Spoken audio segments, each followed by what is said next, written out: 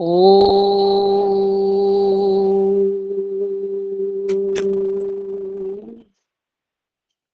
ഓ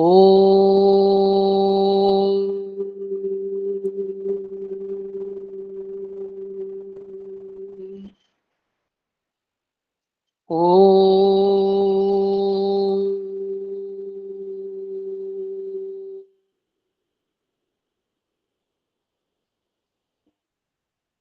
ഓം സായീശ്വരായ വിദ്മഹേ സത്യദേവായ ധീമഹി തന്നഃ സർവ പ്രചോദയാത്.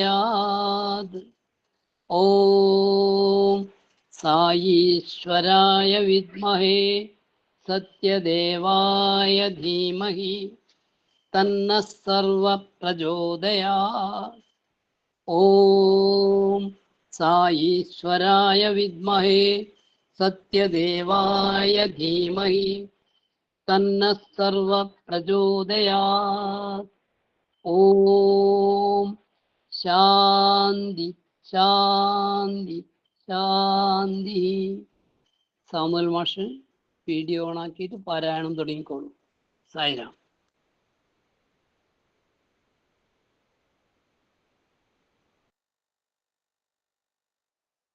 മാഷെ മ്യൂട്ടഡ് ആണ്. സാമുവൽ മാഷ് ശബ്ദം കേൾക്കാമോ? കേൾക്കാം. ഓം ശ്രീ സായിരാം. ഭഗവാന്റെ പാതാരവിന്ദങ്ങളിൽ സാഷ്ടാംഗം പ്രണമിച്ചുകൊണ്ട് ഈ ഗൂഗിൾ യോഗത്തിൽ പങ്കെടുക്കുന്ന എല്ലാവരെയും പാദങ്ങളിൽ നമസ്കരിക്കുന്നു. ഭഗവാന്റെ സ്നേഹവും കരുണയും നമ്മുടെ മേലുണ്ടാവട്ടെ എന്ന് പ്രാർത്ഥിക്കുന്നു. സത്യസായി വാണി ഭാഗം 11 അധ്യായം 8 ഭക്ഷണ രീതികളെ കുറിച്ച് സ്വാമി പറയുന്ന ചെറിയൊരു ഭാഗം. മനുഷ്യന്റെ മനസ്സ് ശരീരശാസ്ത്രപരമായി തിരിച്ചറിയാൻ സാധിക്കുന്ന ഒരു അവയവമല്ല. അതിനെ സ്പർശിക്കുവാനോ ശസ്ത്രക്രിയ നടത്തുവാനോ സാധിക്കുകയില്ല. അത് നിശ്ചയങ്ങളുടെയും സംശയങ്ങളുടെയും ആഗ്രഹങ്ങളുടെയും ആവശ്യങ്ങളുടെയും ലാഭനഷ്ടങ്ങളുടെയും സ്പർശിക്കുവാൻ സാധിക്കാത്ത ഒരു കെട്ടാണ്. അതിന് ഊടും പാവും നൽകുന്നത് ബാഹ്യമായ വസ്തുക്കളെയും വികാരങ്ങളെയും സംബന്ധിച്ച് മനുഷ്യൻ പ്രോത്സാഹനം നൽകുന്ന ആഗ്രഹങ്ങളാണ്. ബാഹ്യമായ സന്തോഷങ്ങൾക്ക് പിന്നാലെ അത് വേഗത്തിൽ പായുകയും അത് അന്വേഷിക്കുന്നതിന് വേണ്ടി തിരിച്ചുവിടുവാനും സാധിക്കും.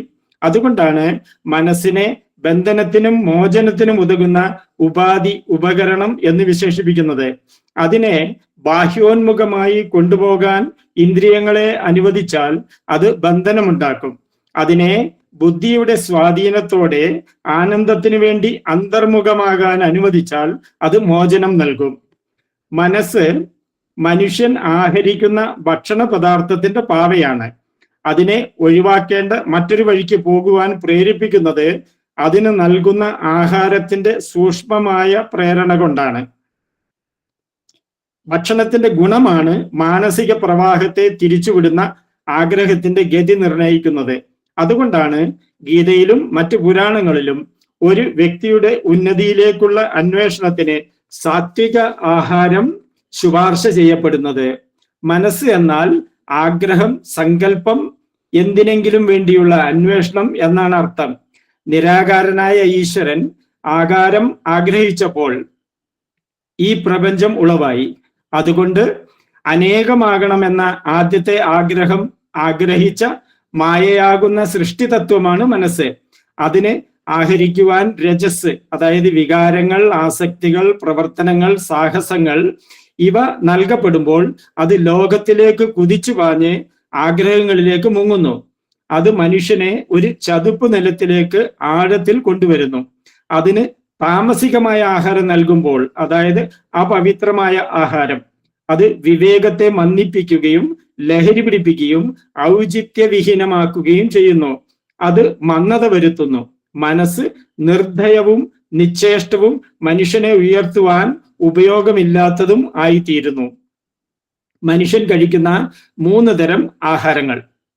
ചിലരുടെ അഭിപ്രായ പ്രകാരം പാലും പഴവും അടങ്ങിയ ഭക്ഷണമാണ് സാത്വികമായ ആഹാരം എന്നാണ്. പക്ഷെ അത് അതിൽ നിന്നൊക്കെ വളരെ മെച്ചപ്പെട്ടതാണ്. അത് ഇവയൊന്നും തന്നെ ആകണമെന്നില്ല. എന്തുകൊണ്ടെന്നാൽ മനുഷ്യൻ വായിലൂടെ ആഹരിക്കുന്ന കലോറികൾ ആകെ ഉള്ളിലേക്ക് സ്വീകരിക്കുന്നവയുടെ ഒരു ചെറിയ ഭാഗം മാത്രമേ ആകുന്നുള്ളൂ. ഇന്ദ്രിയങ്ങളിലൂടെ ഉള്ളിലേക്ക് സ്വീകരിക്കുന്നവ ഒരു വ്യക്തിയെ നിർമ്മിക്കുന്ന ആഹാരത്തിന്റെ ഒരു ഭാഗമാണ്. ശ്രവിക്കുന്ന ശബ്ദങ്ങൾ, കാണുന്ന കാഴ്ചകൾ, യുക്തിയിലൂടെ ലഭിക്കുകയോ സഹിക്കുകയോ ചെയ്യുന്ന ധാരണകൾ, ശ്വസിക്കുന്ന വായു, ശ്രദ്ധയ്ക്കും അനുമോദനത്തിനും വേണ്ടി നിർബന്ധം പിടിക്കുന്ന പരിതസ്ഥിതികൾ, ഇവയെല്ലാം തന്നെ ആഹാരമാണ്.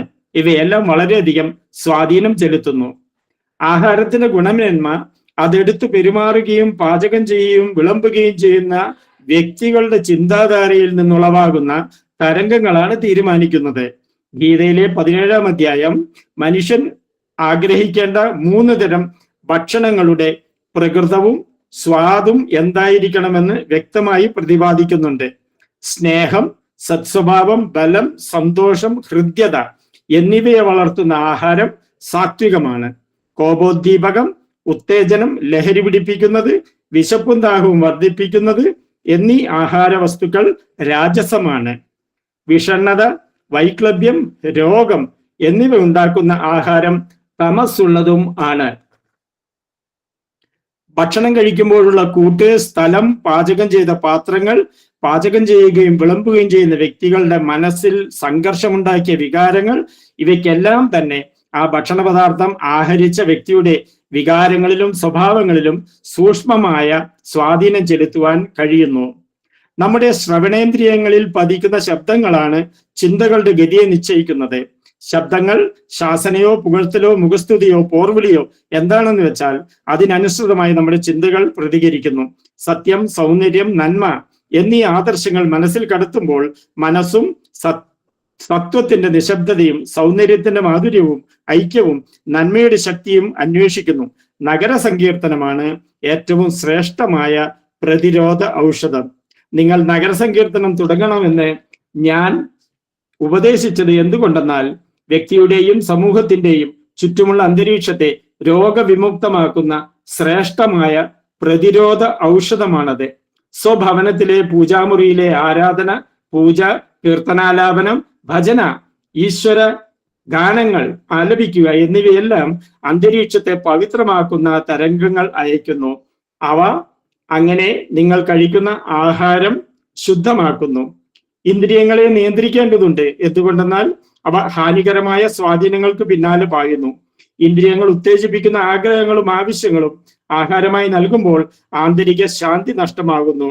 എന്തെന്നാൽ സാധകന്മാർക്ക് ആഹരിക്കുന്നവയൊക്കെ പവിത്രവും കുറ്റമറ്റതും സാത്വികവുമായിരിക്കണം. സാത്വിക ആഹാരത്തിന് മാത്രമേ മനസ്സിനെ സമനിലയിൽ നിർത്തുവാനും ശാന്തി ആർജിക്കുന്നതിന് വേണ്ടി ഒരു വ്യക്തി ധ്യാനിക്കേണ്ടതായ ആത്മനിൽ പൂർണ്ണമായ ഏകാഗ്രത പുലർത്തുവാനും സാധിക്കുകയുള്ളൂ. ജയ് സായിരാം. ഹൈദരാബാദിൽ 28/1/1971 ഭഗവാൻ ചെയ്ത ദിവ്യ പ്രഭാഷണത്തിൽ നിന്നുള്ള ഭാഗങ്ങൾ. സായിരാം. സായിരാം. ഇനി സാമുവൽ മാഷ് അനുഭവം പറഞ്ഞോളൂ. സായിരാം. സായിരാം. കഴിഞ്ഞ തവണ ഞാൻ പറഞ്ഞത് ഭഗവാനെ ഞാൻ ആദ്യമായി കണ്ടുമുട്ടിയ ആ രംഗങ്ങളായിരുന്നു. അത് വളരെ വിസ്മയാവഹവും അത്ഭുതങ്ങൾ നിറഞ്ഞതുമായിരുന്നു. ഇത്തവണ ഞാൻ പറയുന്നത് സ്വാമിയോട് ഞാനും സ്വാമി എന്നോടും ഐ ലവ് യു എന്ന് പറഞ്ഞ ആ രംഗങ്ങളാണ്.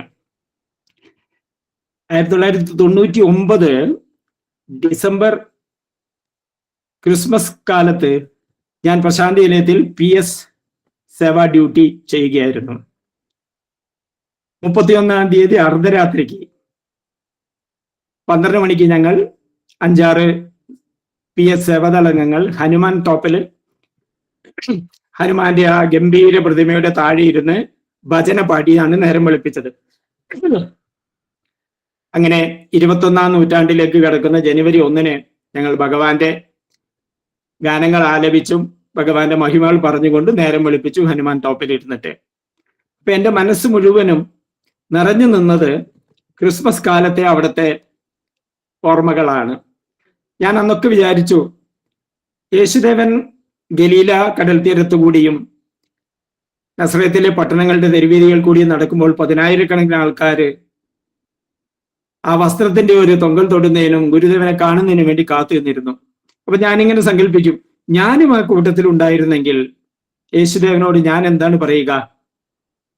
പിന്നെ എന്റെ മനസ്സ് പറഞ്ഞു, ഞാൻ അതിലുണ്ടായിരുന്നെങ്കിൽ തീർച്ചയായും ഗുരു, ഞാൻ അങ്ങയെ സ്നേഹിക്കുന്നു എന്ന് പറയുമെന്ന്. ഇതിങ്ങനെ മനസ്സിൽ നിറഞ്ഞു നിൽക്കുമ്പോഴാണ് ജനുവരി 2-ാം തീയതി ഭഗവാന്റെ പാദനമസ്കാരത്തിന് അവസരം കിട്ടുന്നത്. ഭഗവാൻ ഞങ്ങൾ വരിവരിയായിരിക്കുന്നതിന്റെ ഇടയിൽ കൂടി അടുത്തു വന്ന ഉടനെ ഞാൻ എത്തി ഭഗവാന്റെ പാദങ്ങൾ പിടിച്ചു. അടുത്തു വന്ന ഉടനെ ആ നീല ഞരമ്പുകൾ തെളിഞ്ഞു കാണുന്ന ഭഗവാന്റെ കോമളമായ പാദങ്ങളിൽ ചുംബിച്ചു. മുട്ടുകുത്തി പതുക്കെ എഴുന്നേറ്റ് നിന്ന് സ്വാമിയുടെ അരക്കപ്പ് ഉയർന്നു വന്നുകൊണ്ട് ഞാൻ വളരെ പതുക്കെ പറഞ്ഞു, സ്വാമി, ഐ ലവ് യു. പെട്ടെന്ന് സ്വാമി എന്റെ തോളിൽ കൂടി കൈയിട്ട് ചേർത്ത് പിടിച്ച് ഭഗവാൻ പറഞ്ഞു, I love you, I love U 2 പ്രാവശ്യം. ഞാൻ പെട്ടെന്ന് ആകെ വികാരവിക്ഷുബ്ധനായി പോയി. സ്വാമി പുഞ്ചിരിച്ചുകൊണ്ട് പതുക്കെ നടന്നുപോയി. അപ്പൊ ഞാനിങ്ങനെ ഓർത്തു, സ്വാമി, ഞാൻ ഒരിക്കലേ പറഞ്ഞുള്ളൂ, സ്വാമി 2 പ്രാവശ്യം പറഞ്ഞല്ലോ. സ്വാമി എന്നെ കടക്കാരനാക്കിയല്ലോ. ഇനി ഞാൻ എപ്പോഴാ സ്വാമിക്ക് ഇത് തിരിച്ചു പറയുക? ജീവിതത്തിൽ എന്തെങ്കിലും ഈ ഒരു അവസരം ഇനി കിട്ടുമോ എന്നൊക്കെ വിചാരിച്ച് ഞാൻ തിരിച്ചു വന്ന് എൻ്റെ പ്രാർത്ഥനാമുറിയിൽ ഇരിക്കുമ്പോൾ ഓരോ ദിവസവും പ്രാർത്ഥന കഴിഞ്ഞ് ഭഗവാന്റെ ചിത്രം തൊട്ട് നമസ്കരിക്കുമ്പോൾ പറയും, സ്വാമി, I love you and I know you love me because you have said it to me twice. ഞാൻ അങ്ങയെ സ്നേഹിക്കുന്നു, അങ്ങനെ സ്നേഹിക്കുന്നു എന്ന് എനിക്കറിയാം, കാരണം അങ്ങ് 2 പ്രാവശ്യം എന്നോട് പറഞ്ഞിട്ടുണ്ടല്ലോ സ്വാമി എന്ന് പറയും. അപ്പോഴൊക്കെ മനസ്സിൽ പറയും, ഇനി എന്നാ സ്വാമി എനിക്ക് അങ്ങയോട് ഇത് തിരിച്ചു പറയാൻ അവസരം കിട്ടുക എന്ന്. അങ്ങനെ ഇരിക്കെ കാലം കഴിഞ്ഞു പോയി. 2005 അപ്പോഴത്തേക്കും സ്വാമി പാദനമസ്കാരം നിർത്തി. 2000 ഞങ്ങളുടെ ബാച്ചിലെ പാദനമസ്കാരത്തോടു കൂടി പിന്നെ സേവദൾസിന് പാദനമസ്കാരം കൊടുത്തിട്ടില്ല സ്വാമി. 2005 ഒരിക്കൽ ഞാൻ ദർശനത്തിന് ഇരിക്കുമ്പോൾ സ്വാമി നടന്നു വരുന്ന വഴിയുടെ വലതുവശത്ത് 1ാമത്തെ റോയിൽ ഞാൻ ഇരിക്കുന്നു. സ്വാമി എൻ്റെ അടുത്ത് എത്തുന്നതിന്റെ മുന്നേ തന്നെ ഇടത്തെ റോയിലേക്ക് പോയി അവിടുന്ന് കത്തുകളൊക്കെ വാങ്ങിക്കൊണ്ട് എന്നെ കടന്ന് കുറച്ച് മുന്നോട്ട് പോയി. ഉടൻ ഞാൻ അറിയാതെ ഉറക്കെ വിളിച്ചു പോയി, സ്വാമി എന്ന് ഉറക്കെ വിളിച്ചപ്പോൾ സ്വാമി തിരിഞ്ഞ് നോക്കി. ആരാണ് എങ്ങനെ വിളിക്കുന്നതെന്ന ഭാഗത്ത് തിരിഞ്ഞു നോക്കി. അപ്പൊ ഞാൻ ഒരു കത്ത് മടക്കി 4ആയി മടക്കി ചെറിയൊരു കഷ്ണമാക്കി എൻ്റെ കയ്യിൽ പിടിച്ച് കത്ത് ഇങ്ങനെ നീട്ടി. സ്വാമി വേഗം അടുത്ത് വന്നു, ആ കത്ത് എൻ്റെ കയ്യിൽ നിന്ന് വാങ്ങി. ഞാൻ ഈ കത്തുകൾ ഇപ്പൊ കൊടുക്കുമ്പോഴും മടക്കി 4ആക്കി ചെറുതാക്കി പിടിച്ചിട്ടുണ്ടാവും, കാരണം അത് സ്വാമി വാങ്ങുമ്പോൾ സ്വാമിയുടെ കയ്യിലൊന്ന് സ്പർശിക്കാൻ അവസരം കിട്ടും. സ്വാമി ഈ കത്തന്റെ കയ്യോടുകൂടി പിടിച്ചു വാങ്ങുമ്പോൾ എന്നോട് ഇങ്ങനെ വല്ലാത്തൊരു ഭാവത്തിൽ നോക്കി, ഇനി നമ്മൾ തമ്മിൽ കത്ത് വേണോ എന്നുള്ള ഭാവത്തില്. പക്ഷെ ഞാൻ പതുക്കെ മുട്ടുകുത്തി സ്വാമിയോട് പറഞ്ഞു, സ്വാമി, ഐ ലവ് യു എന്ന് പറഞ്ഞു. സ്വാമി ഉടനെ വളരെ വികാര തീവ്രമായ രീതിയിൽ നീട്ടി ഐ ലവ് യു എന്ന് നീട്ടി എന്റെ കാതിലേക്ക് പറഞ്ഞിട്ട് സ്വാമി പുഞ്ചിരിച്ചങ്ങ് നടന്നുപോയി. വീണ്ടും ഞാൻ ഹർഷോന്മാദനായി. അതോടൊപ്പം മനസ്സ് പറഞ്ഞു, സ്വാമി ഇപ്പോൾ വീണ്ടും എന്നെ സ്വാമി കടക്കാരനാക്കിയല്ലോ, ഇനി എപ്പോഴാ സ്വാമി ഇത് തിരിച്ചു പറയാൻ അവസരം കിട്ടുക എന്ന് പറഞ്ഞു. വീണ്ടും പൂജാമുറിയിൽ വന്ന് വീട്ടിൽ ദിവസവും പ്രാർത്ഥന നടത്തുമ്പോൾ ഞാൻ പറയും, സ്വാമി, I love you, I love you and I know you love me because you have said it thrice to me. സ്വാമി എന്നോട് ഇത് 3 പ്രാവശ്യം പറഞ്ഞല്ലോ, ഇനി എപ്പോഴാ സ്വാമി ഇത് തിരിച്ചു പറയാനൊരു അവസരം കിട്ടുക? ഇങ്ങനെ വിചാരിച്ചുകൊണ്ടിരുന്നു. അങ്ങനെ സ്വാമിയുടെ സമാധിയാവുന്നതിന് തൊട്ടു മുമ്പ് 2010 സെപ്റ്റംബർ 12-ാം തീയതി സ്വാമി ഞങ്ങൾക്കൊരു അവസരം തന്നു. എൻ്റെ മോനോട് PhDക്ക് 3-ാം വർഷം പഠിച്ചുകൊണ്ടിരിക്കുന്നു. ആകെ 7 വർഷം കഴിഞ്ഞു. PhD 3-ാം വർഷത്തിൽ സ്വാമിയുടെ സ്റ്റുഡൻസായി അവിടെ പഠിച്ച് അവിടെ ജോലി ചെയ്യുന്ന സ്റ്റാഫ് അംഗങ്ങൾ എല്ലാവരും സ്വാമിയോട് ഒരു ദിവസം സ്വാമിയുടെ സത്സംഗത്തിന് അവസരം ചോദിച്ചു. സ്വാമി പറഞ്ഞു, ഇന്ന ദിവസം വന്നോളൂ എന്ന് പറഞ്ഞു. അപ്പൊ അവരൊക്കെ കൂടി ചോദിച്ചു, സ്വാമി ഞങ്ങളുടെ പാരന്റ്സിനെയും കൊണ്ടുവരട്ടെ എന്ന് ചോദിച്ചു, ഫാമിലിയെ കൊണ്ടുവരട്ടെ എന്ന് ചോദിച്ചു. സ്വാമി പറഞ്ഞു, കൊണ്ടുപോകാൻ ரொம்ப സന്തോഷം എന്ന് പറഞ്ഞു കൊണ്ടുവരാൻ പറഞ്ഞു. അപ്പോ ഇതറിഞ്ഞ ഉടനെ എൻ്റെ മോനടക്കമുള്ള 10 PhDയുടെ സ്റ്റുഡൻസ് ഉണ്ട്. 7 PhDക്കാരും 3 MPhilകാരും. ഇവര് പിറ്റേന്ന് സ്വാമി വന്നപ്പോ ചോദിച്ചു, സ്വാമി സായി സന്നിധി മീറ്റിങ്ങിന് ഞങ്ങളും വരട്ടെ എന്ന് ചോദിച്ചു. അപ്പൊ സ്വാമി ഒന്ന് നോക്കി പുഞ്ചിരിച്ച് പറഞ്ഞ് വന്നോളൂ എന്ന് പറഞ്ഞു. അപ്പൊ ഉടനെ വേറൊരു കുട്ടി ചോദിച്ചു, സ്വാമി ഞങ്ങളുടെ പാരന്റ്സിനെയും കൂട്ടിക്കോട്ടെ എന്ന് ചോദിച്ചു. സ്വാമി പറഞ്ഞു, ശരി പാരന്റ്സിനെ കൂട്ടിക്കൊള്ളാൻ പറഞ്ഞു. അങ്ങനെ September 12 തീരുമാനിക്കപ്പെട്ടു.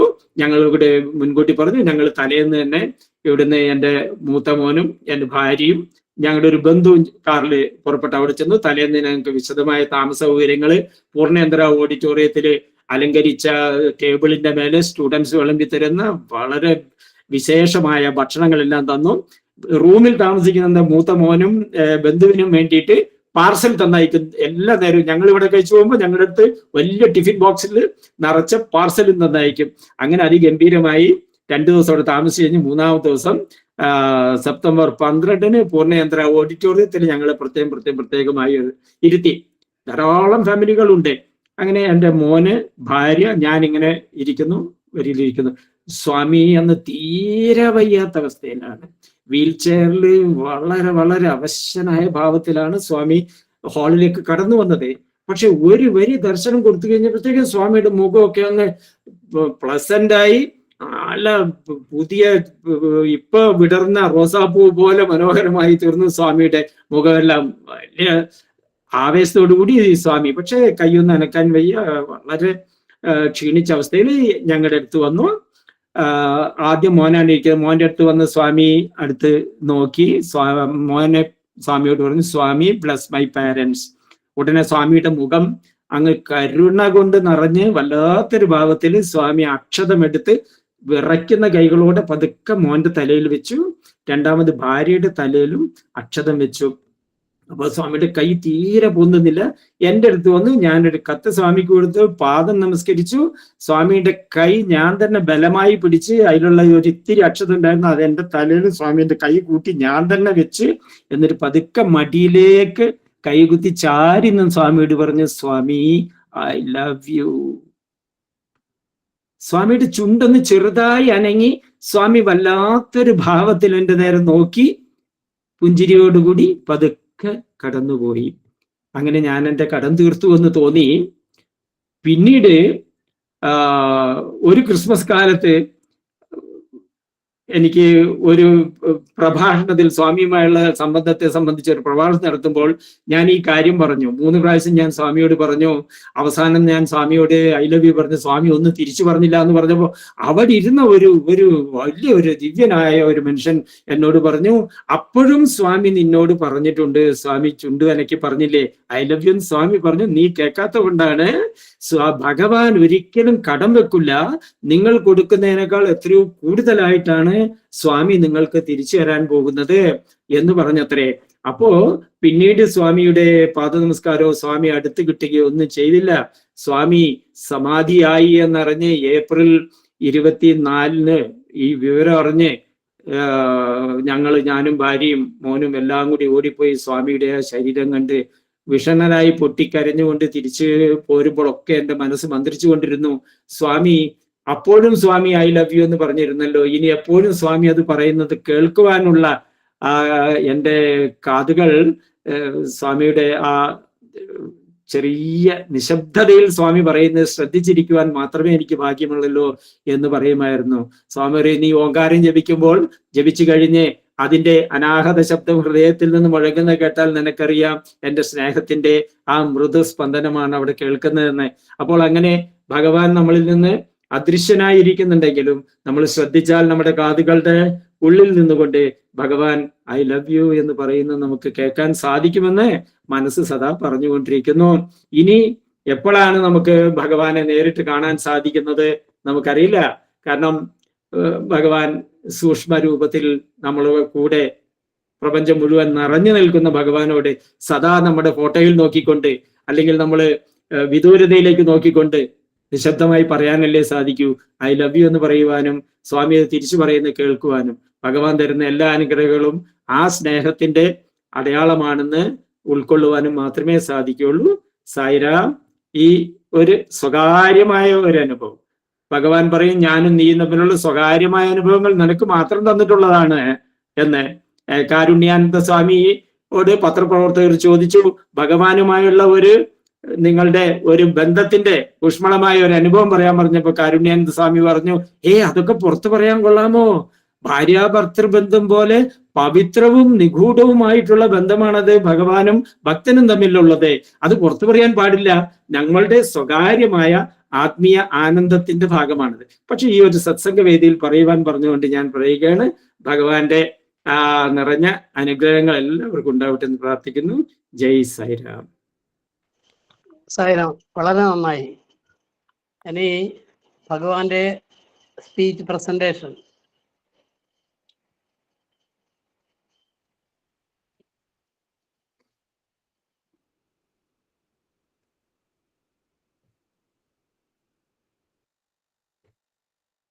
Sai Ram, Sudhamani. can't share your screen എന്ന് പറഞ്ഞു, ഒന്നുകൂടെ നോക്കട്ടെ. ഓക്കെ.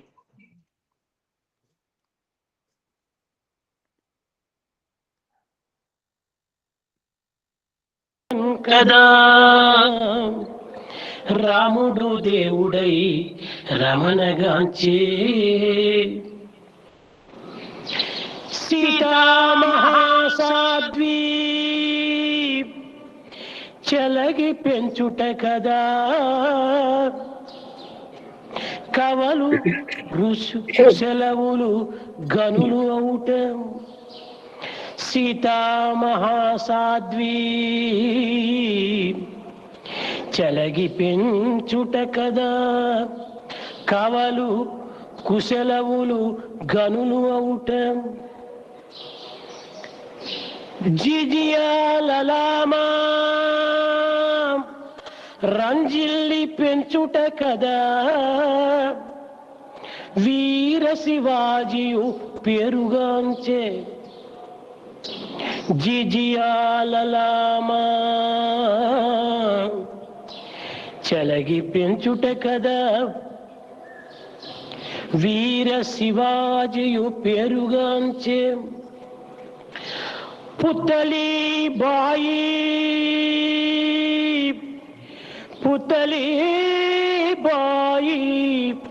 రంజిల్లి పెంచుట కదా గాంధీ మహాత్ముడై ఘనత నెచ్చే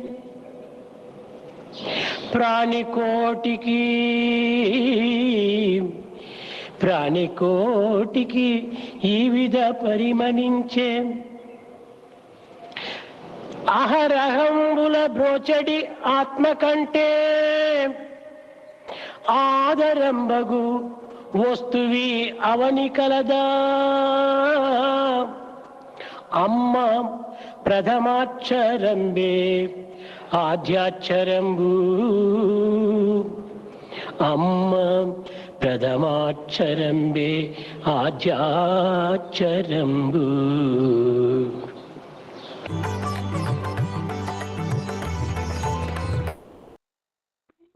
സായിരാം, സാമുവൽ മാസ്റ്റർ ഭജന പാടാം. സായിരാം. जय जय गुरुदेवा श्री साई महादेवा. जय जय गुरुदेवा श्री साई महादेवा. जय जय गुरुदेवा श्री साई महादेवा. जय जय गुरुदेवा श्री साई महादेवा. जय जय गुरुदेवा श्री साई महादेवा. ब्रह्मा विष्णु महेश्वरा साई महादेवा. ब्रह्मा विष्णु महेश्वरा साई महादेवा. माधपिता गुरुदेवा श्री साई महादेवा. माधपिता गुरुदेवा सत्य साई महादेवा. जय जय गुरुदेवा श्री साई महादेवा. जय जय गुरुदेवा श्री साई महादेवा. जय जय गुरुदेवा श्री साई महादेवा ब्रह्मा विष्णु महेश्वरा साई महादेवा माधपिता गुरुदेवा श्री साई महादेवा माधपिता गुरुदेवा सत्य साई महादेवा जय जय गुरुदेवा श्री साई महादेवा साई राम സായിരാം സായിരാം സായിരാം. ശാന്തി മന്ത്രം ജപിക്കൽ. സമസ്തലോകാ സുഖിനോ ഭവന്തു സമസ്തലോകാ സുഖിനോ ഭവന്തു സമസ്തലോകാ സുഖിനോ ഭവന്തു. ഓം ശാന്തി ശാന്തി ശാന്തി. എല്ലാവർക്കും സായിരാം. സ്നേഹം നിറഞ്ഞ Sai Ram. Sai Ram good night Sai Sai Ram Sai Ram Sai Ram, Sai Ram.